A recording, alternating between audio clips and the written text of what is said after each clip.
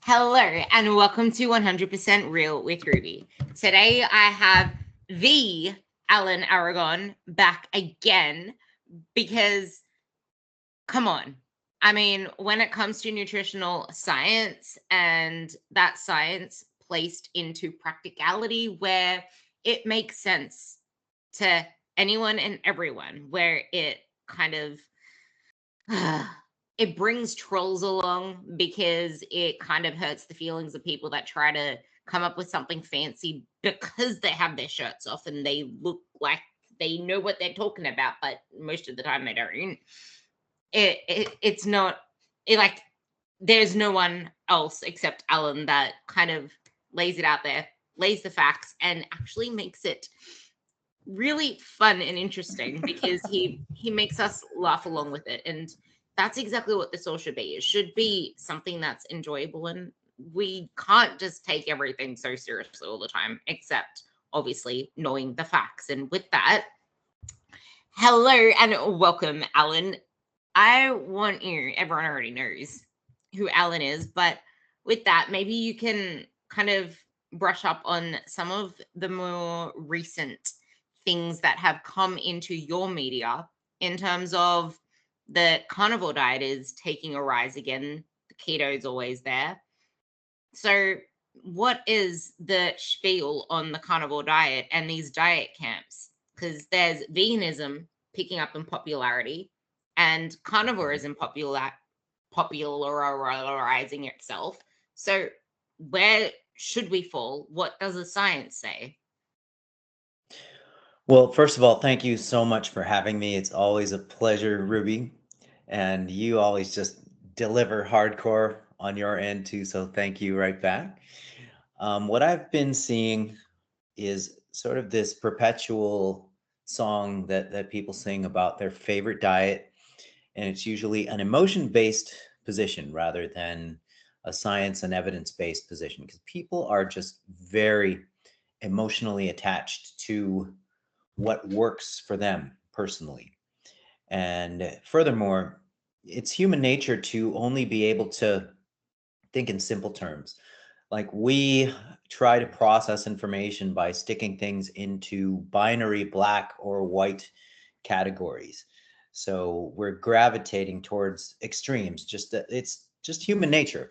People want the magic bullet, and it's either one thing on one end of the extreme, and or it's the other thing on the other end of the spectrum. So there are people who gravitate towards either militant veganism or militant plant phobic, plant free carnivore type dieting. And honestly, it just makes things easier for people to think. It's a rule that people follow. And furthermore, there is a distrust of science and research that pervades, well, mostly the carnivore side of the coin. They just say, oh, yeah, well, look what happened with and it gets political as well on both sides. So they go, yeah, ooh, safe and effective, my butt, so we're just forget about it. I'm just going to sit here, eat my ribeye, maybe put some butter on it, and then just call it a life, call it a lifestyle. So that's what I'm seeing. People just gravitate towards extremes, and it's hard for people to grasp the concept that life is not black or white. There is almost this infinitely graduated gray scale. And this is what people don't like to hear. They don't like to hear about nuance. They don't like to hear about the shades of gray. They want do this or do that.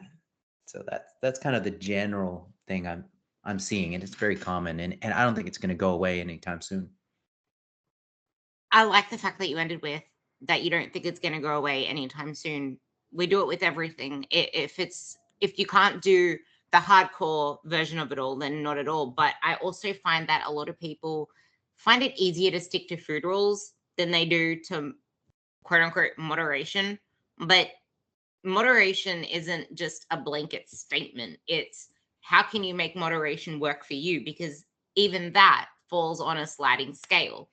And I, in Facebook groups especially, it's almost like people just parrot what someone else says because it seems some sort of logical, like processed meats cause cancer, red meat causes cancer.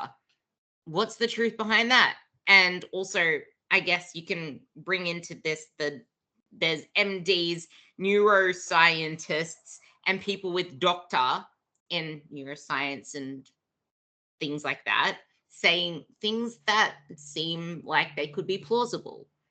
How can we know what's right and wrong when people with doctor are saying the very same things?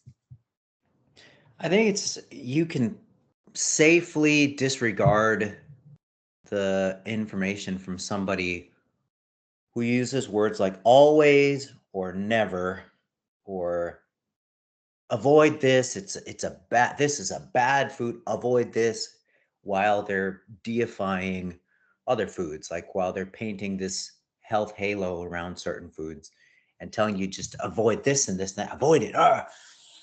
So the more somebody scaremongers, the safer it is to just dismiss what the heck they're saying. Like, for example, if somebody is in a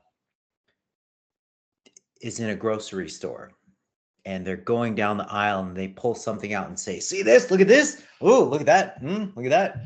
You got to avoid this. This is going to kill you." La, la, la, la. Dismiss everything. They're quacks. And that's one hack. That's an information hack to know when you're looking at a quack, somebody complaining about stuff in a grocery store.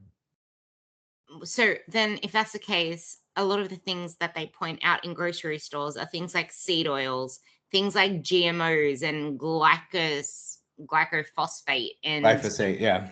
that thing, and natural versus non-natural. What is the truth behind seed oils and GMOs while we're at it? Yeah, those are great questions. The seed oil question is something that takes a little bit of patience to deal with the explanation. So we can start with saying that seed oils are bad is the equivalent of saying dairy is bad or meat is bad. And so that should give you the hint that seed oils are not this single monolith. They're a diverse group of foods with widely varying biological effects. And so you can't, when you say seed oils are bad, you're already screwing up by making an oversimplification. And so the question becomes, what seed oil and what dose and what context, what circumstances? And then when you ask people that, their entire claim starts falling apart. They start Googling. They start Googling, what's the worst seed oil? And then they come back with, okay, canola. Gotcha, canola. All right, cool. Send me the human study or any human study that shows a harmful effect from eating canola oil. And then you get crickets. And then you just get more and more crickets as it goes from there. And so people don't understand that when you make a claim that something is bad, okay, do you have an evidence basis for it? Or did you just read it on a blog in the internet? Did you just hear that through the gym locker gossip rumor mill? And it's usually they heard it through the rumor mill, they read it on a blog, or they saw some guru say it, or they saw some doctor say it. And then when they're put to task of, all right, could you link the human research showing harm? They quickly find out that this is not so easy to do.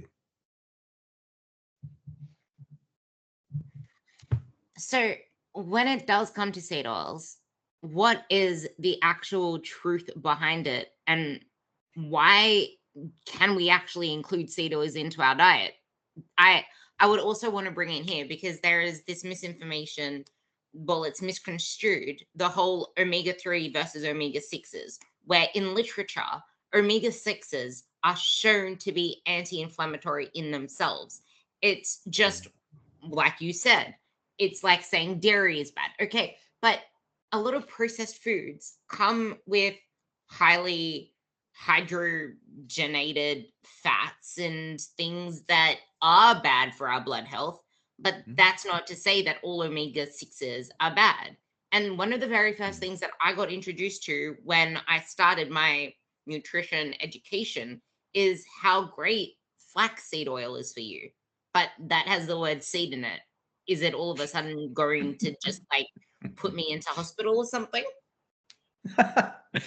See, and that illustrates my point, Ruby, that when you say something like seed oils are bad, okay, well, how about this? Find me something bad about chia seeds and human consumption. Find me like bring me some systematic reviews, some meta-analyses of health outcomes related to flaxseed intake. What are we seeing? What are we seeing with chia seeds? What are we seeing with flax seeds?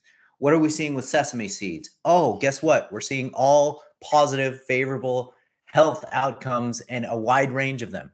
So what happened to your seed oils are bad thing? Oh, well, gosh, have you seen those YouTube videos or how those seed oils are produced? Have you seen that? Oh boy. Then you have to steer them back and say, look, we can take a look at your diet right now and go through the manufacturing processes of every single one, and you'd probably faint. But beyond that, we have to judge a food not on how, in quotes, unnatural it is, because then you're giving into the appeal to nature. If you were to say that more natural equals better, then you would have to include foods like blowfish, hemlock.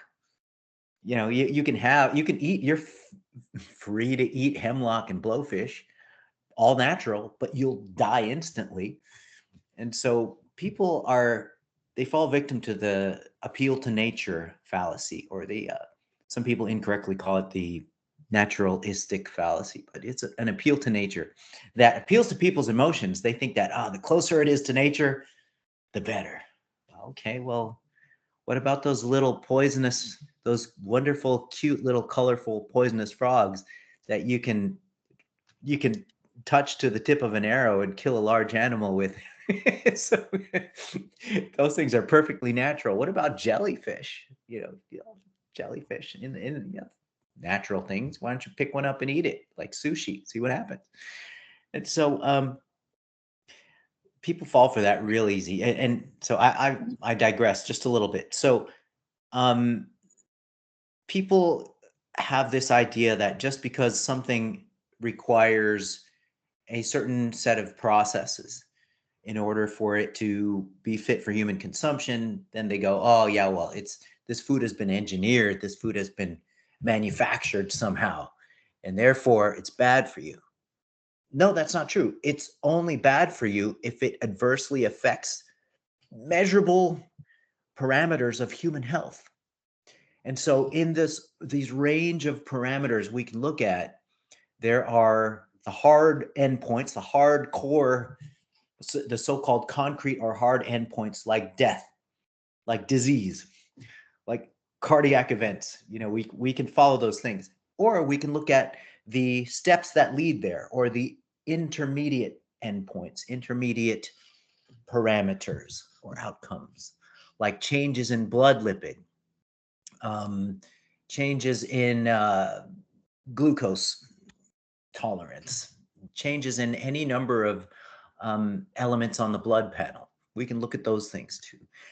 So when you apply seed oils to this battery of assessments, not only are they safer in terms of lowering cardiometabolic risk factors like glucose control, blood lipids, insulin sensitivity, um, they are also safer in terms of lowering risk for the hard endpoints like cardiac disease, cardiac events, death, cancer, diabetes.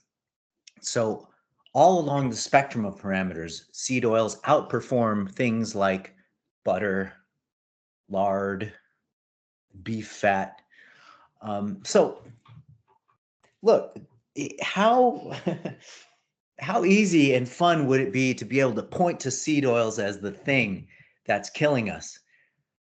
I would be the first to do it if the evidence was there, but the evidence actually shows that they're no worse and oftentimes better for health than the animal fats that people use to cook with.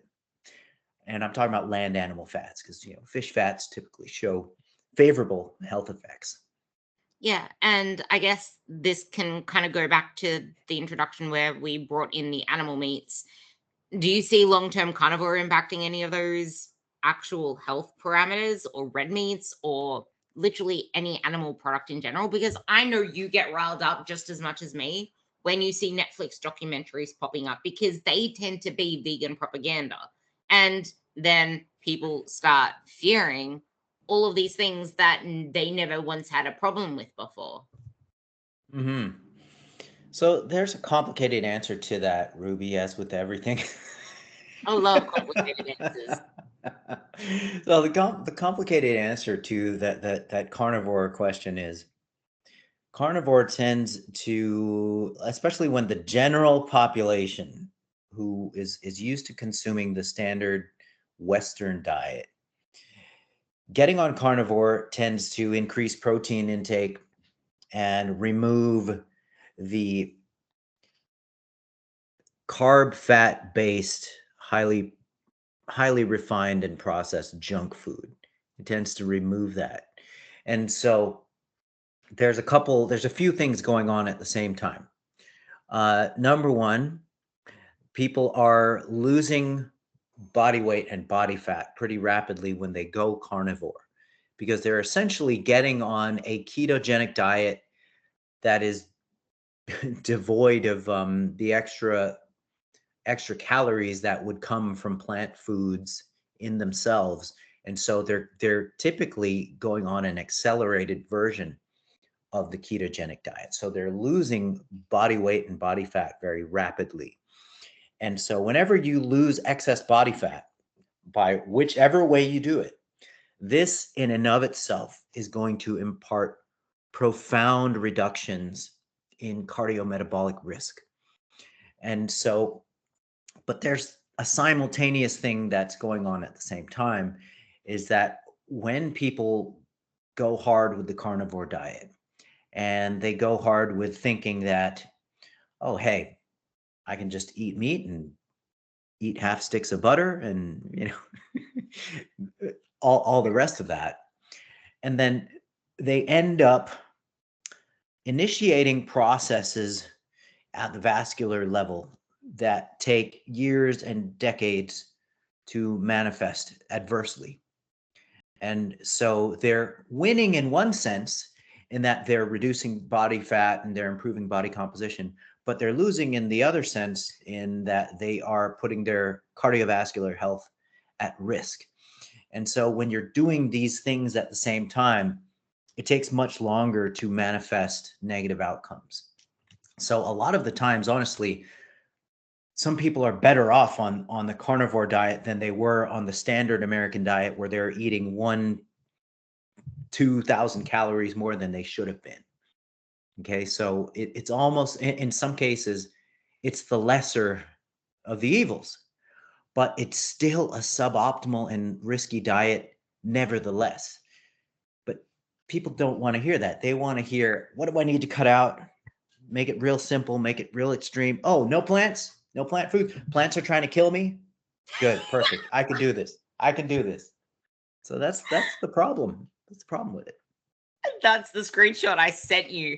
And that was said by a doctor of neuroscience as well, just to clear it out there. And that these like doctors in themselves, like your general practitioner, they Mm, don't study nutrition.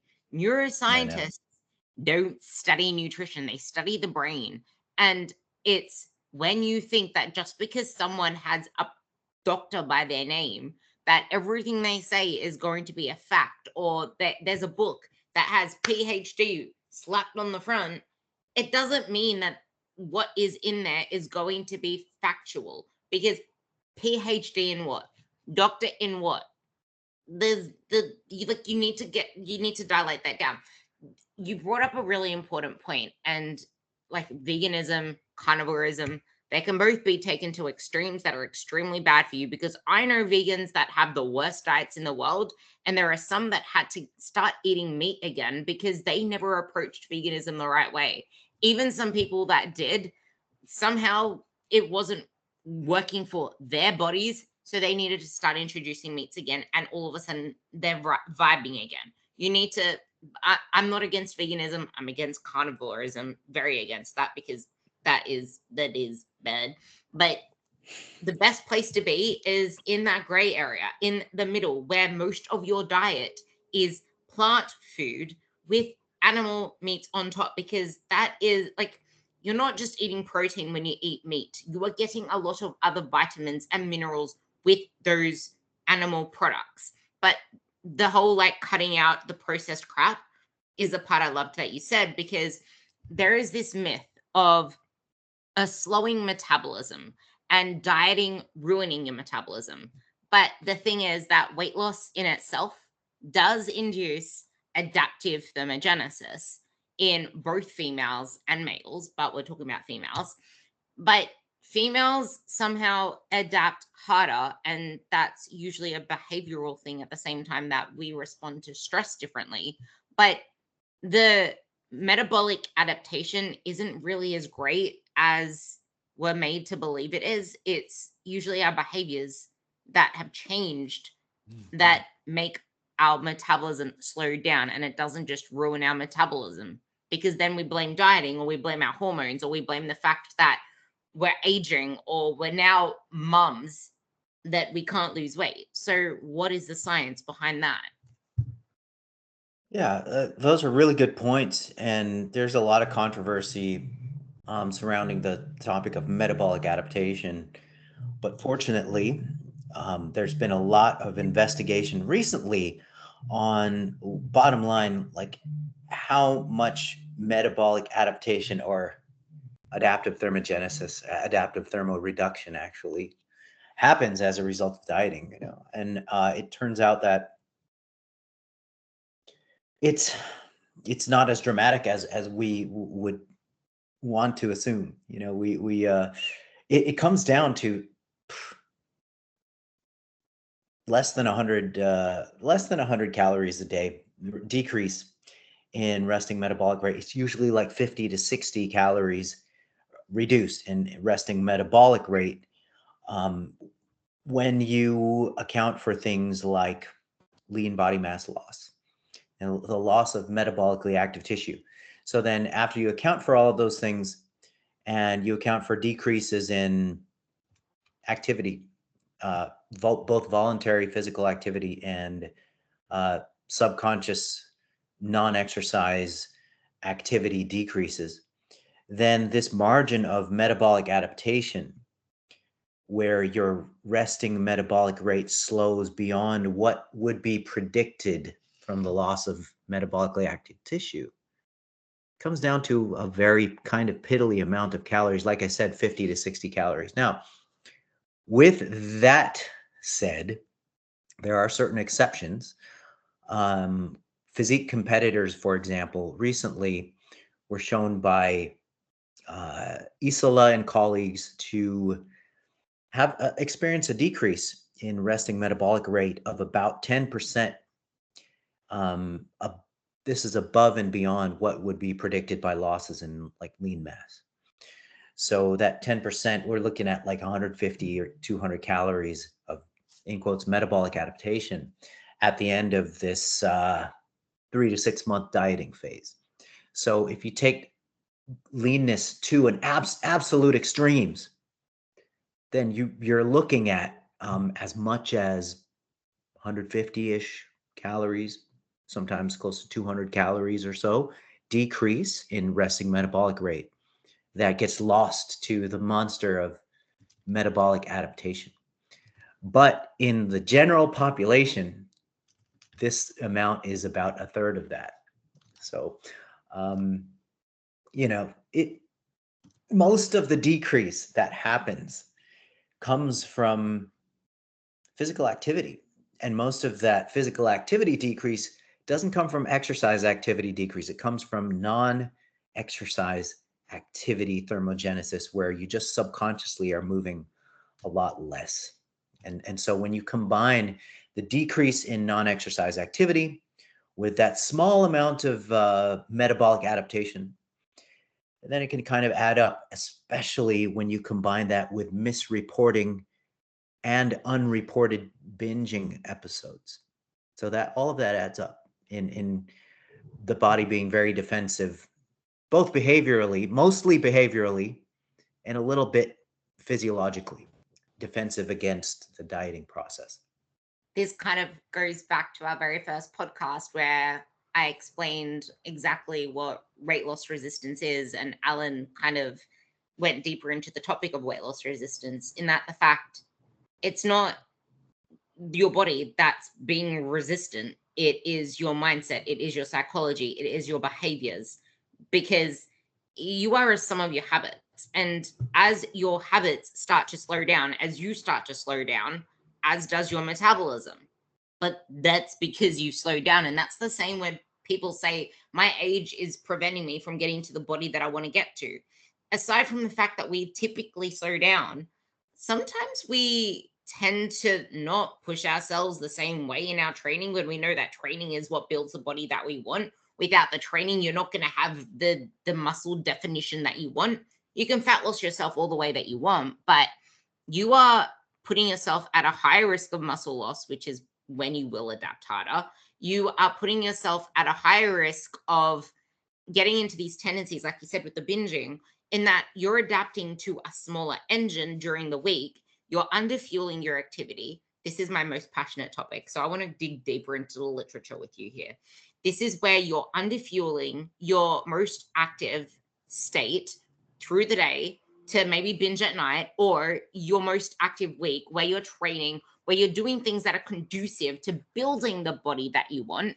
But then when you end up overeating on the weekend, it's not typically foods that enhance your metabolism, your hormones, your muscle, which is whole foods, fruits, veg, and protein. It is usually pizza or tacos, anything else that is highly palatable that takes you over into a surplus. So even though your calories may be around the same that whole week, they're not the same. They are not the same in that context. You could be putting yourself into a surplus, which is where your maintenance, and why you say that you're eating X amount of calories, but you're not losing weight, but you're not seeing the changes that you want. But are your behaviors reflecting that? And this is kind of where that whole deflated maintenance versus what is your real maintenance comes in. Because a lot of people can eat a lot more than they realize, but sadly, most people are already eating a lot more than they realize. Yep, that is very true. And it is entirely possible for people to deceive themselves into thinking that they're following their diet, when the reality is they're following their diet, like let's say 80, 90%, doing pretty good, 5 days a week. And if they're shooting for, let's say, an average of 500 calorie deficit a day or 3,500 calorie deficit a week, I got to say, it's pretty easy over the course of a weekend to eat up that 3,500 calorie deficit over the course of going out twice for dinner. So you're talking drinks, appetizers, main course, desserts, random snacking on 2 days out of the week. And it's very, very common to be able to just stamp out that caloric deficit. And then at the end of the month, you go, damn, nothing happened. Like, what happened? I was doing great most of the time. I was nailing the diet most of the time. So you have to be really careful about the times that you are letting go of the reins, because it's really easy to eat up that deficit.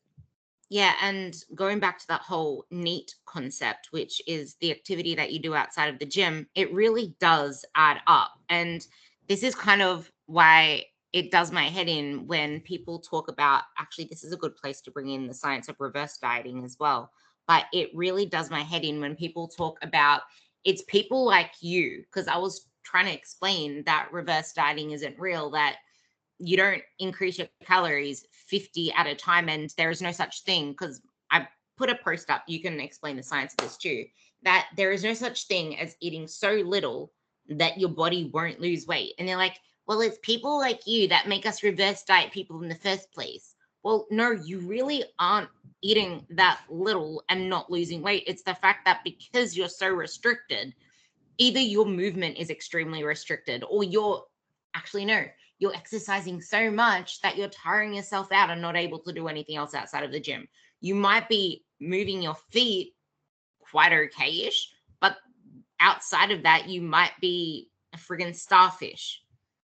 And on top of that, on top of that, what about the crusts you forgot from your kids' lunch and the extra chicken nugget that you had with the dinner? Like, it might not seem like a lot, but if you are a small female, you might only be maintaining on 1400 calories if you dieted down that low, meaning any like all these little things, if you truly are eating 1200, 1300 calories and in a quote unquote deficit, those little things do add up over time. And being sedentary and a small female, sadly, doesn't give you that much of a space. So, what is the reality and science of that? Yeah, I just came across a really interesting study. Let me see if I can pull it I over love it here. when you pull So up studies because it really explains it to people. yeah, this is a really really cool eye-opening thing. So this is a study that was done in 2022. So it's a really recent study, and it shows. Okay, well that's a whole other study. Let me this is all interesting stuff to me. Okay, so this study over here is called resting metabolic rate of obese patients under a very low calorie ketogenic diet. And by very low calorie, we're talking about 600 to 800 calories a day on a keto diet.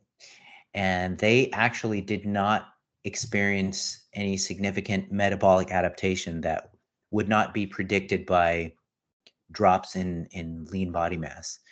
And it's super interesting because they reported their resting metabolic rates of these subjects. So their body weights, so total body weight at the start of the 4-month trial was 95.9 kilograms. And by the end of the trial, it was roughly 70 kilograms. And so 76 kilograms.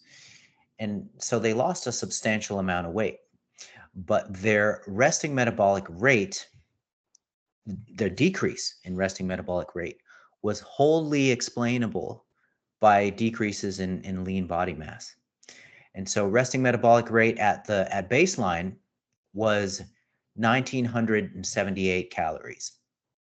Resting metabolic rate at the end of the 4 months of an excruciating 800 calorie keto diet was 1776 calories a day.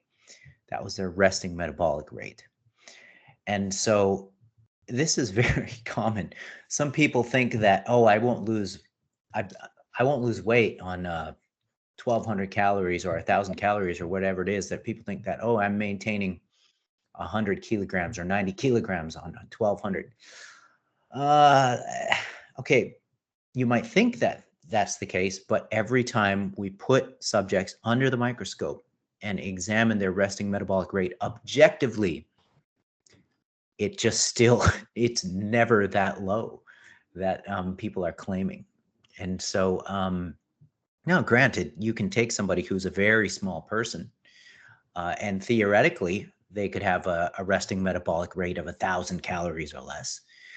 However, when you're looking at people who have a high degree of obesity and they are claiming a very low caloric intake, what they're actually what they're probably misestimating is what their average intake is over the course of the week, and they miss these ebbs and flows, these highs and these dips that skew their average way up.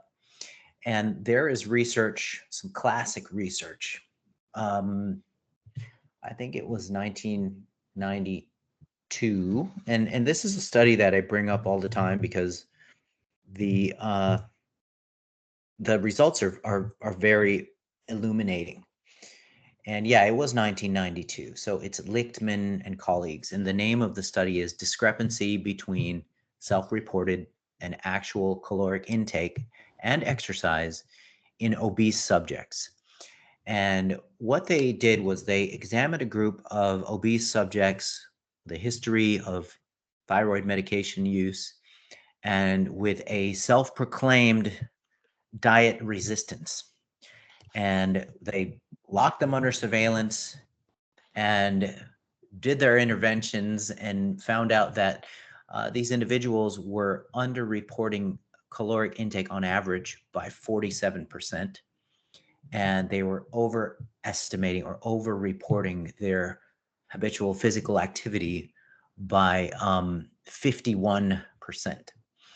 And what that amounts to is over 1,000 calories that were unaccounted for in terms of what they reported. So, I mean, this could be reflective of a large segment of the dieting population where they don't purposely lie to their trainers or their coaches, but they just truly do not have a grip on the reality of what's going on. I love so many things you said in there. I don't even know where to start. The first part is where you said these obese people where they were put onto a very low calorie diet and they still lost weight. So it wasn't the fact that their metabolism was slow. It was obvious that when they were put into a monitored, because it was a study, it was very closely monitored. They were put into a monitored environment where they had to eat X amount of calories, and that was monitored. They lost weight. So it isn't about your hormone balancing and fixing my gut health and have this Bloom's drink. It's what are you actually eating and what is your movement like? Because that 1 hour in the gym doesn't burn all that much. And the second part of that, which I love, because I also want to bring in carbs because you know how much I love them, muscle. And its importance of no matter what phase you are in, muscle is the most important thing that you need to build if you care about a lean physique, because most of the time it's more muscle you need versus more fat you need to lose. For the people that listen to my podcast that are more of the average build, that last little bit of fat is just muscle that you need. And it's going to change your entire physique. Instead of, this is a tangent, but it needs to be said, instead of trying to lose that last 3 to 8 pounds, if you actually focused on building another 2 to 4, 5, 6 pounds of muscle, which isn't really all muscle because then you have to take into account the water and the glycogen and the food volume, you will look like a completely different body composition of you, because that equals more hardness, more fullness, and that will make you look leaner with a lower body fat percentage at the same weight. You will look leaner at the same body fat percentage. And if you lose muscle in a dieting process, which I know you can bring in a study here as well, but if you lose muscle in the dieting process, when you come back, you are going to gain a crap ton of fat back because your hunger is going to be elevated. You are more predisposed to gain back fat because your body's going to be like, I'm missing something here, and that is lean muscle tissue. You're going to have to gain back as much weight back until you regain that lean muscle back. But this is also where I would say carbs are essential to prioritize in a fat loss phase, because you want to protect your muscle like anything. You want to protect your energy like anything. You want to protect your training performance like anything. If you are going to deplete yourself of the energy, the carbs, you are going to walk around like a zombie for most of the day as your calories get lower. Your performance in the gym is going to go down. Your ability to build muscle and perform and keep your strength up is going to go down. So if you care about your energy, your performance, and looking like the athlete you say you want to look look like, looking like the fit person you say you want to look like, then I would care about how you fuel your day, not just your training, and muscle. I remember reading this in one of your Alan Aragon reviews because when I read things, I remember them when there's visuals, and there was a visual of how you train to keep the muscle is how you train to build it. And there was a little volume graph as well. Maybe you can talk a little bit more about, like I mentioned, what happens when you lose muscle or when you don't train to build muscle to keep muscle, and the science behind training for fat loss. Hmm. Yeah, well, just kind of going through the things that you covered there. There is a phenomenon called that the researchers call collateral fattening. It's an odd term where the body at the end of a dieting cycle, if you lose a lot of lean body mass, then your hunger hormones are higher than they would have been if you preserved your lean body mass during the fat loss phase. And so what happens when you diet away a lot of body fat, but also a lot of meat, then the body senses an imminent threat to survival. So it senses an energy crisis. And so therefore, hunger hormone production is elevated. Your appetite is more raging. And like you mentioned, you really are setting yourself up just hormonally, behaviorally for quick rebound. And you're going to gravitate towards foods that get this done the most efficiently. So energy dense, hyperpalatable types of foods, junk foods, is usually what people gravitate towards. And so this is kind of what underlies the yo-yo dieting phenomenon, is when people diet for a time period, they don't reasonably keep their lean body mass. I mean, sometimes lean body mass, it's inevitable to decrease some of it if you've gained a ton of it while getting overweight enough. But if you lose an excessive amount of lean body mass and you did not gain any sort of behavioral skills along the way during your dieting journey, you didn't gain any skills of countermeasures that would mitigate maladaptive eating behaviors.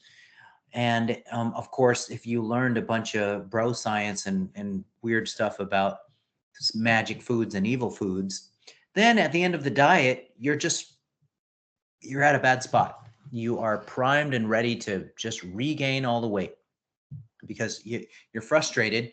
You're eating all of the right foods and you're still, or what you think are the right foods, but you're still just hungry, and the cycle really catapults you right back to a bad spot and beyond. And so that's the phenomenon of collateral fattening, where you end up at a fatter spot than you began because you lost a bunch of lean mass while you were dieting. And the other thing that you were mentioning, this is a few steps back when you were talking about reverse dieting. There's a myth that reverse dieting will automatically increase your, in quotes, metabolism, or increase your metabolic capacity. And so it does do that, but only to the extent that you increase lean body mass and you increase exercise energy expenditure. So you have to increase those two departments of energy expenditure in order for reverse dieting to actually work like it's supposed to. So yeah, I just wanted to make sure that I touched on that thing, because people think that yeah, I'll reverse diet and then my maintenance calories will be like 1,000 calories more than they used to be. Okay, it's possible for that to happen, but along with the increases in your caloric intake, there has to be increases in lean mass, and there has to be, and usually it's both, there has to be increases in training output. Otherwise, a reverse diet will not work. And I am not against reverse diets. I think that it's a great idea to increase what researchers call energy flux.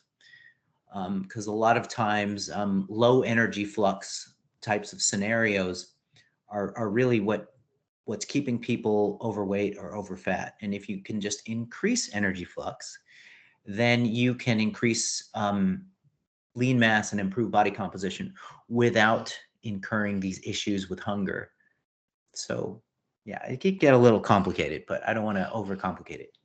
That last part was important without the increases in hunger. And I think I've had a couple of different clients in particular. I'm going to explain both of them where they said that reverse dieting didn't work. One of them was the one that did reverse dieting, the reverse dieting way, and increasing calories only a little bit. And she said she only gained fat. And the reason for that was she wasn't really sticking to the reverse diet because she dieted, she lost a bunch of her weight, but then as soon as she ended her diet, all of a sudden, buffet effect. She just wanted to keep on eating. She was tracking the food according to her calories that she was given, but she wasn't tracking everything she was eating. And she was so hyper fixated on how she was failing at that it was taking away from the things that she could be doing, like using that energy towards training, towards more energy in life. In fact, it didn't even give her that because she wasn't planning for a higher intake of food, just little baby steps. And the other one was just thinking, okay, cool, I can increase my food this much. But like you said, never took into consideration, okay, well, are you moving more? No. In the past, she was told you need to cut all your cardio out, bring down your excessive steps, and just eat more food. Okay, so you're going to bring down your activity and you're going to increase your food. What do you think is going to happen from there? Like, Yeah. it doesn't make sense. But Yep. Exactly. And sometimes people do need a break from a program. Like they need a psychological break from it. And I think that's legitimate. A lot of times prospective clients come to us having on and off just struggled with dieting for years and feeling like they've been chronically dieting for either months or years and just restricting.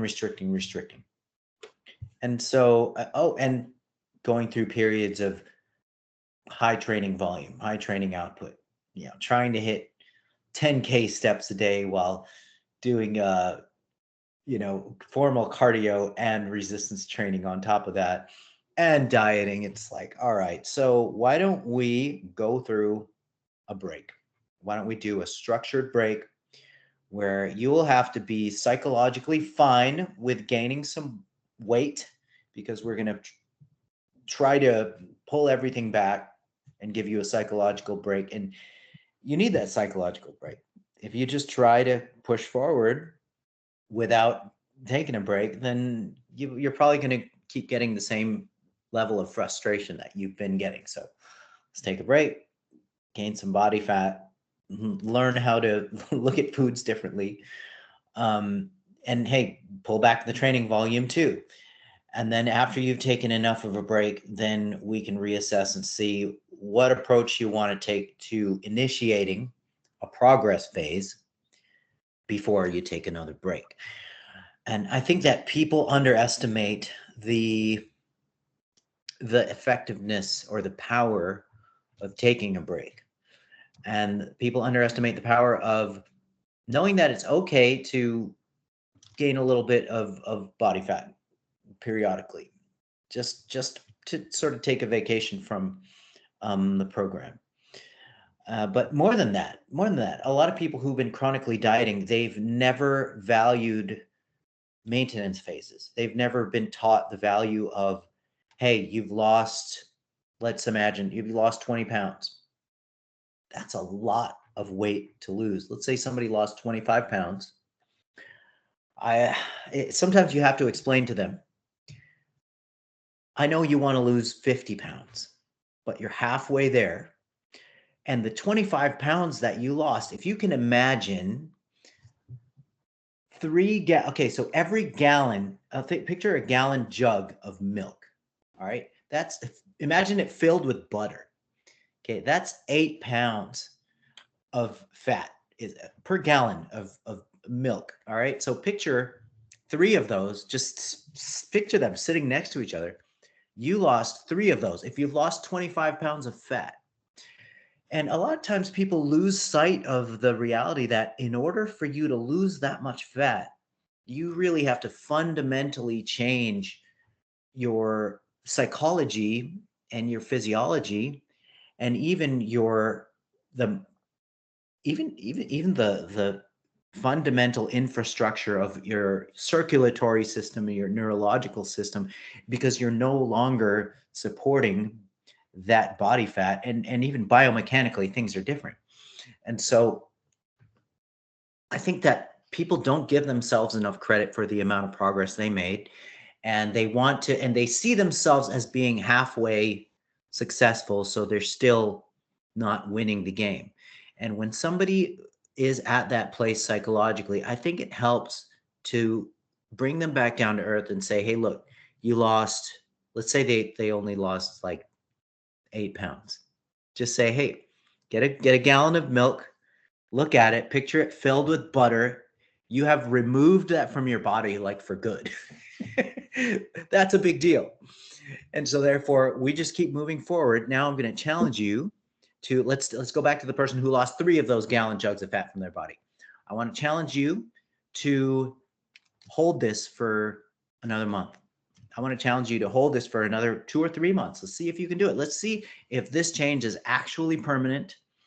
And keep in mind that a lot of people have taken somewhere between 10 to 20 years to accumulate their excess body fat.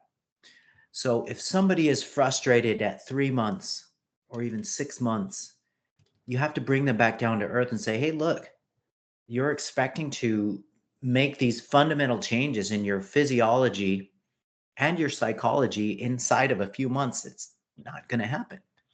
You know, you took 10 to 20 years to put this fat on. If we take a year to get it off and make the behavioral changes necessary, then you've totally won.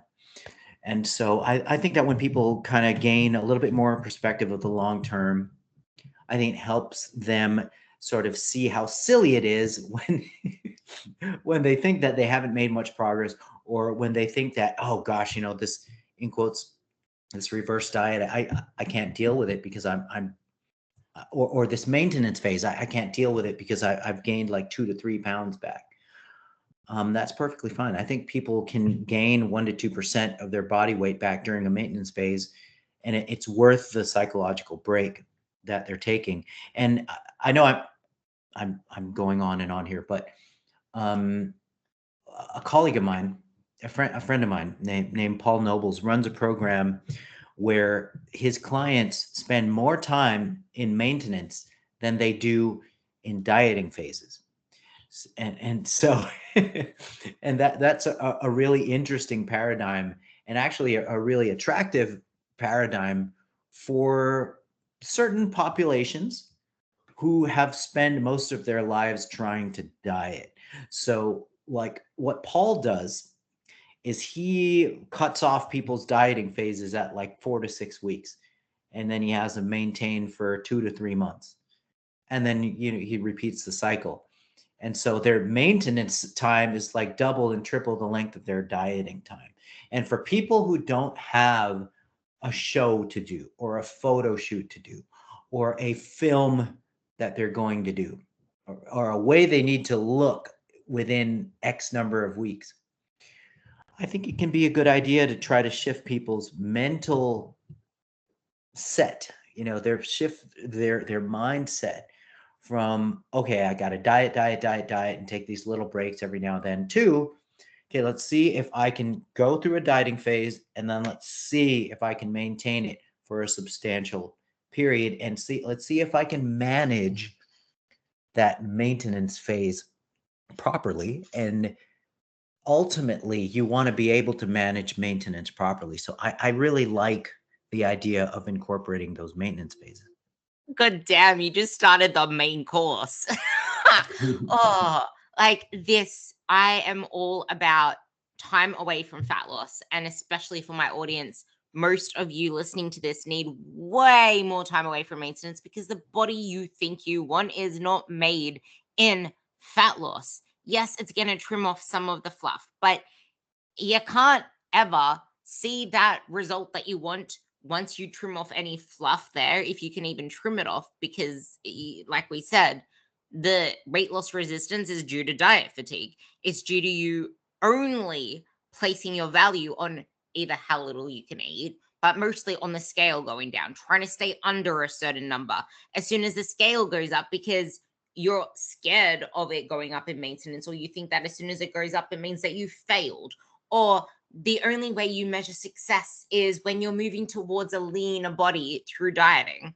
That's when you lose the wheels off your choo-choo train and fall off the track, because the track is life, and the life is incorporating maintenance in it. And you need to learn that your maintenance is your house. You can't spend so much time away from your house. You need to build the house.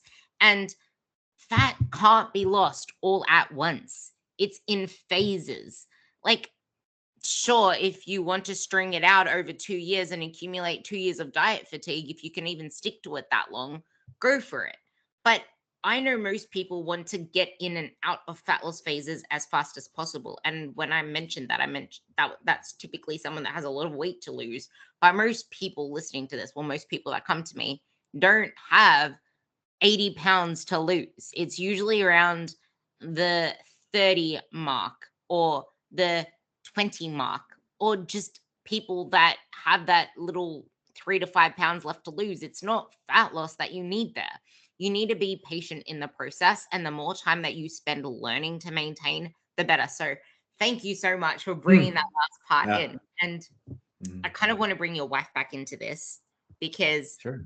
there's a lot of people that follow me that are in their 40s and in their 50s, and they think that menopause, they think that aging is sabotaging their results. They think that nutrition and training changes as you age, because if you, let's just say, calorie deficit doesn't work, that's pretty much the idea that a lot of people are thinking. But the hardest thing to accept is that it is so much harder to build muscle. And if you've spent the past 20 years of your life trying to lose fat, trying to shrink down, and you haven't spent enough time trying to build muscle, it is going to be harder. But let's emphasize that part, and how fat does shift to different areas, but how you can actually change it so you can be successful in terms of how you approach it now moving forward, because she only just started not that long ago in age. Yeah. Yeah. Dude, okay, so menopause involves profound physiological changes, yes, but that time period in people's life from their mid 40s to mid 50s, that is also arguably the most hectic and stressful times personally and professionally in people's lives. And so what happens during that time period while menopause is happening is they are also dealing with professional stress and personal stress, family members, friends, co-workers, sons, daughters, everything from every angle is happening to people in that phase of middle age. And what people tend to do in that time of their lives is they tend to use food as an escape. They tend to use food as medication. They tend to use food as entertainment from boredom. And so, really, and it's not just food that people really indulge in. There's also alcoholic beverage intake to escape the stresses of life. Oh my goodness, my son is going to college, or oh my goodness, my son or my daughter just got fired from her job. She has to move back home and live with me. Holy crap, give me that wine. So there's a number of things. And sometimes people, generally speaking, um, At that point in their lives, their habits are so deeply ingrained. By the time you're in your mid 40s, mid 50s, your habits are super duper hard to break. So the process of undoing maladaptive conditioning is sometimes it's the hardest part of working with the perimenopausal, postmenopausal population. And so while I will grant you that body fat gain in terms of where it's stored distribution wise, patterning wise, yes, it does seem to shift. Body fat storage seems to be greater in the abdominal region than it was when you were a spring chicken, when you were a homecoming queen or a college cheerleader, right? It is different. However, you still have control of how much body fat you accumulate, and you still have control of what you do in terms of maintaining and or building muscle. So true, if you were to become overweight or obese in middle age as somebody who's peri or postmenopausal, there will be more abdominal fat, but you can still reduce it by using the pretty much the same damn rules as somebody at any age. So there's no special formula for the menopausal body fat storage pattern. There's no special diet for it other than the fundamentals, which is making sure you get enough protein and making sure the diet's sustainable, making sure the diet's healthy, making sure that you are are consuming a protein or rather a carbohydrate and fat proportion that you can personally sustain and that is also conducive to your personal goals.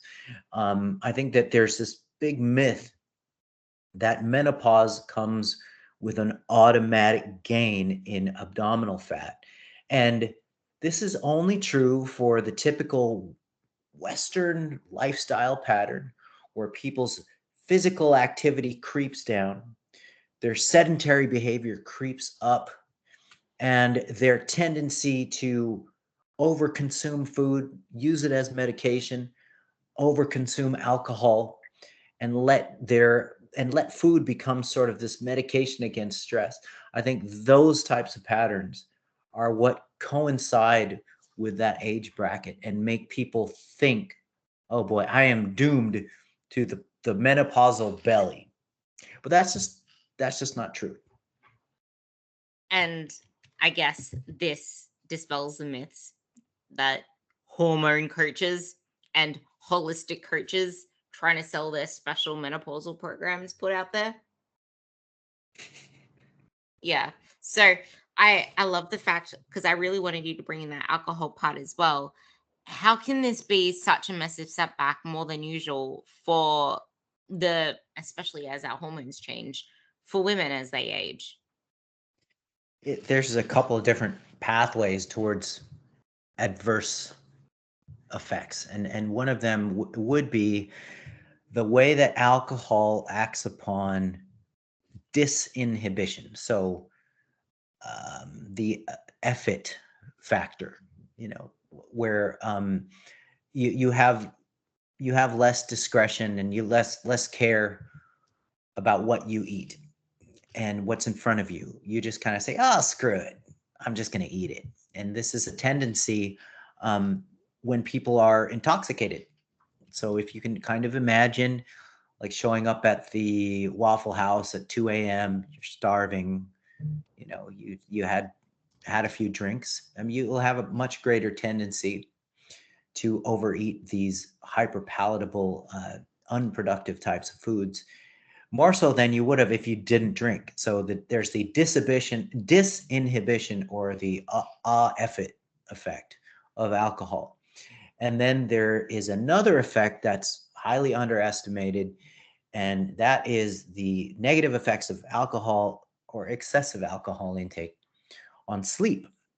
So, alcohol can decrease the quality of your sleep and it can decrease the quantity of your sleep.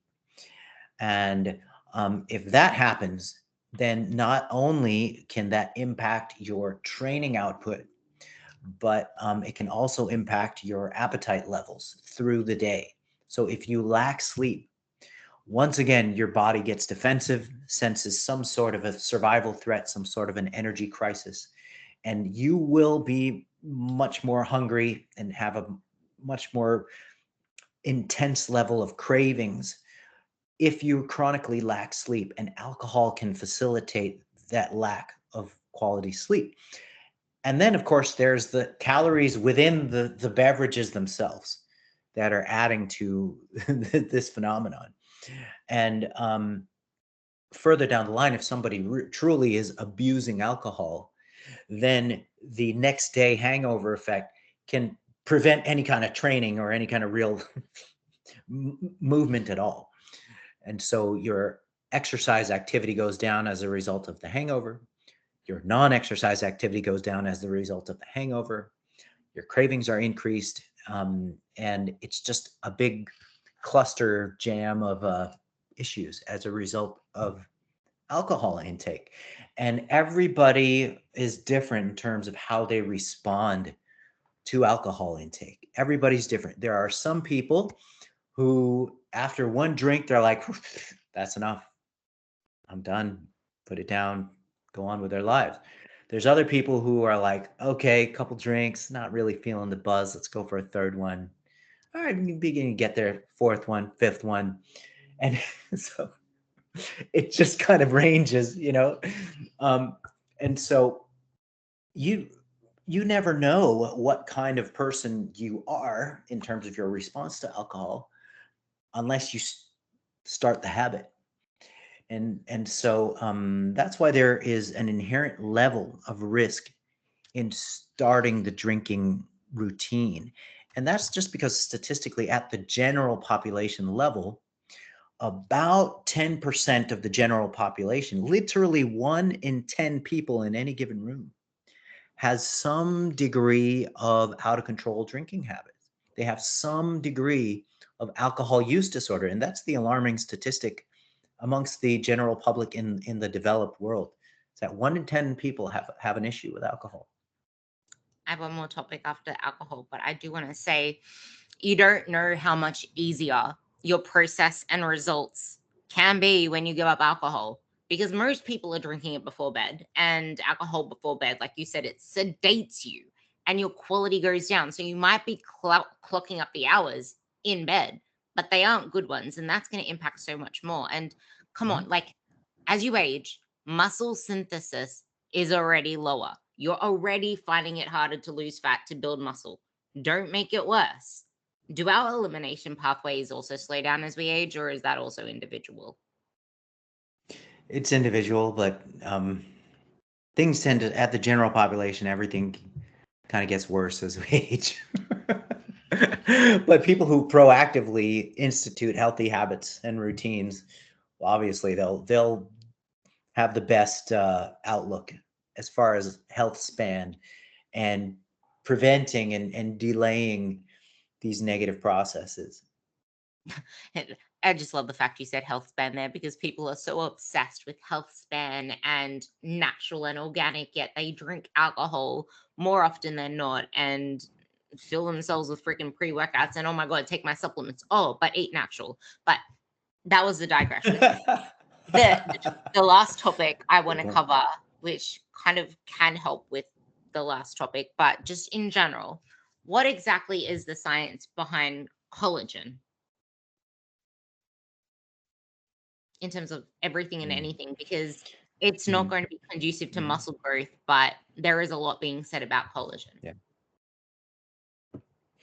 Yeah, collagen, if you can think about it as, okay, so collagen is to connective tissue in the body. So ligaments, tendons, joints, skin. Those are high collagen tissues. Even bone is a third of bone is collagen. So if you can think of it like that, and you can sort of look at collagen being analogous to calcium and the skeleton. So our skeletons are mostly calcium. And so if you have a low consumption of calcium, you're going to run into issues with skeletal health. Now, collagen, the body has a certain capability of biosynthesizing it, but there is enough research showing that when we consume collagen, then we can actually impact non-muscle lean tissue health. So muscle tissue, skeletal muscle tissue is only like 5% connective tissue, whereas joint tissue and ligaments is the majority of it is going to be collagen. And the argument against collagen, when people are tell you to never take collagen because it's useless, because it's a low quality protein, etc., and typically they'll say that whatever protein you consume, the body takes the amino acids that it needs and puts those amino acids where they need to go. So it doesn't matter. You know, what you might as well go for whey because it's got more essential amino acids than collagen. And then they'll further say, if you look at head-to-head comparisons of collagen versus whey, then whey always has a more anabolic effect in muscle tissue compared to collagen. Yeah. Okay, so the counterpoint to that is there are plenty of studies showing that collagen intake improves non-muscle tissue related outcomes, and it improves joint outcomes, skin outcomes, connective tissue outcomes in general. And this is seen in multiple studies to the point where there are multiple meta-analyses and systematic reviews showing that the stuff works for those outcomes. Okay. Now, the response to saying you might as well take whey. Whey does the same thing as collagen because your body takes the constituent amino acids, grabs them, puts them where they need it. Okay, well, that's not true because whey is not a particularly good source of proline and glycine, which are the foundation of connective tissue building. And when you consume collagen, if you can bear with me here, when you consume collagen, the di and tripeptides, or the collagen fragments, they stay intact even when they reach blood circulation, and they make their way into joint tissue and stimulate the activity of the chondrocytes, or the joint cells. And so this is something that is unique to collagen intake, and this isn't something that you would see if you just downed a whole bunch of whey, for example. And so mechanistically, it makes sense. You're just simply providing the raw materials for building that particular tissue. Just like if you were to consume calcium-rich foods, if you wanted to build your bones, why not consume collagen-rich foods, or hey, even supplement with collagen to support connective tissue, joints, skin, ligaments, tendons. So the research is there to support, at the very least, the potential of benefit from collagen consumption. But when you think of it in terms of all you're doing is just providing the raw materials for the actual tissue itself, then it makes sense. It makes sense. But you know what? The research is there. And so I'm not one of these guys who's going to say, collagen doesn't work. Nah, you just taking whey, because guess what, man? The research does not indicate or support that position. I love this because collagen does not work for building muscle. But that's not why we're taking collagen. It's like you need to know the intended purpose behind what it is you're taking. And that's why I say collagen doesn't count as your protein source in terms of wanting the anabolic response. But collagen is used in athletes to help their injury recovery. It's used in wound healing, I think, in burn victims and other people that like just any wound in general, because that's skin, that's connective tissue. Especially as you age, it can play a role, because as you age, collagen production decreases, but more isn't better. So know why you're taking a supplement. Taking collagen in the morning as your 35-gram dose of protein is probably not conducive to your goals of let's stimulate this anabolic response. It's not going to do that. But it will help with, like Alan said, connective tissue. Is there anything else you wanted to add on to what I just said? Yeah, there's a scarcity of studies comparing whey versus collagen, or collagen versus some sort of popular, in quotes, high quality protein for connective tissue outcomes, for joint outcomes, for skin outcomes, for tendon and ligament outcomes. There's almost no research comparing whey versus collagen, for example, for that purpose. But why would they do that anyway? I mean, I'm not going to hold my breath for that kind of research. Yeah, so I will admit that there is some gray area there.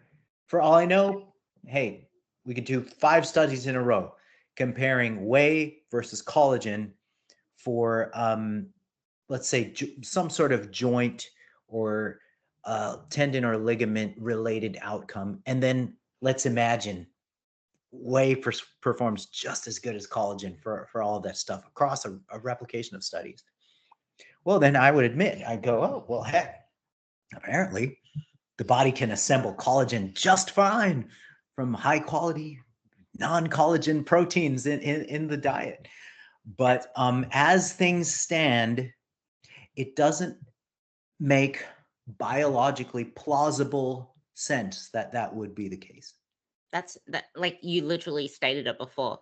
The amino acids in animal protein, in any other plant protein, it doesn't have hydroxyproline. It doesn't have glycine.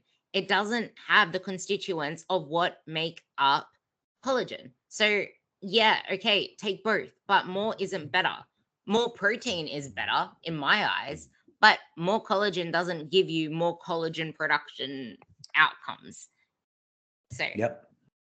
And you know what? If all else fails, just say, look at my beautiful skin. Come on. Just appeal to your own authority, appeal to your own looks. yeah, I love that. I love that. Ugh, so much goodness. I did want to touch on ice baths, but maybe you can just give a quick summary on ice baths, because I'm so sick of them, and then we can have you tie up the podcast with a bow. Did you say ice?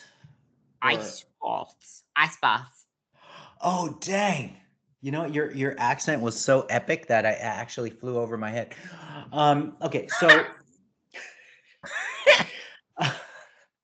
Just like a I love it. little bow knot there, because again, it's something that's just been overblown, and just to like lay the science facts there before we Yeah, close off sure. the podcast. So, ice baths. That is great. I can't do it, man. Ice baths. The way that, yeah, I love it. Okay, so I have to listen to it again. well, ice baths. Yeah. Let's talk about ice baths here. On the rodeo. So, yeah, let me tell you about taking ice baths in my day. They literally and not figuratively inhibit muscle hypertrophy and strength gains. So if you're an athlete, recreational or competitive, and your number one priority is, let's say, muscle size gains or muscle size and or strength gains, ice baths antagonize that goal. And it's because they antagonize the pathways to that goal. They lower angiogenesis. They're actually vasoconstricting rather than a vasodilating thing. They lower blood flow. They lower muscle protein synthesis. They lower anabolic signaling. So all of those things combined equals a compromise in maximal rates of muscle size and strength gain. So if you have those goals, then doing ice baths makes no sense. Okay, now let's take a different scenario where you're an endurance athlete. There are some data showing that ice baths can benefit.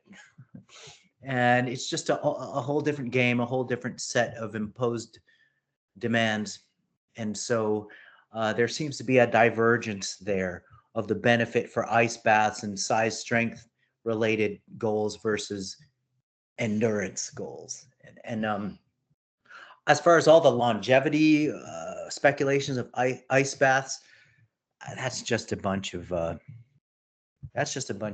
hopes and wishes and hogwash. Quackery. I mean, hey man, if you enjoy getting in that ice bath, if you genuinely enjoy it, you think it fires you up, you think it wakes you up, if you feel like it gives you some sort of psychological benefit, like you're building character somehow, then do it. It's not going to hurt you. It's not really going to hurt anybody, unless, once again, unless your main goal in life is to gain as much size and strength as possible. And here's the funny thing about that, Ruby. Chris Bumstead, who nobody can argue with his his physique. He's a dunker. He dunks himself. But sometimes with athletes, it's a matter of succeeding in spite of their rituals. I was just about to say that. Rather than because of their rituals. And so yeah, that's my short take on ice baths. I love that. And if you go back through my podcasts and find my very first podcasts with Tom Brainbridge, we kind of picked apart so many of Tom Huberman's Andrew Huberman's podcast on this very thing, saying if you want to wake up, wash your face with cold water. But like, if you want longevity, ice baths aren't going to do that. It's just the whole stress thing. Why don't you just do training? Why don't you just eat healthy? But yeah, and on the endurance athletes, just to tie bow on that one, I got one of my clients to take an ice bath the other day. But why? Because she has a triathlon this weekend and her training was really hard. And we wanted to reduce muscle damage, and you need muscle damage to grow muscles. But it is not conducive when you have a triathlon that dooming weekend and you need to recover in time for it, and you don't want to have sore muscles. So yeah. With that, is there anything else that you want to plug below? I'm going to have the Alan Aragon below. Are there any leaving messages that you want to leave my amazing female audience with? I just want to commend your audience for following you, having the vision and the brains to follow an evidence-based champion like yourself, Ruby. So thank you all. And thank you all for tuning in. And yeah, just a plug for my baby, my research review, which is a monthly newsletter, which costs pennies, but it keeps you on top of the latest information. And so it's really something that I insist that professionals are subscribed to. But if you're just a layperson and you have enough interest in the science of things, I think that you can benefit too. So that's it. Yeah, check Alan's link in his bio for the link to that as well. And that's kind of the reason why I am so evidence-based, because back in 2018, I think that's when I first subscribed to them. I was adamant in trying to understand the research and how to read the research for myself. So give him a follow, give Alan a follow. He's sharing some really golden nuggets as well.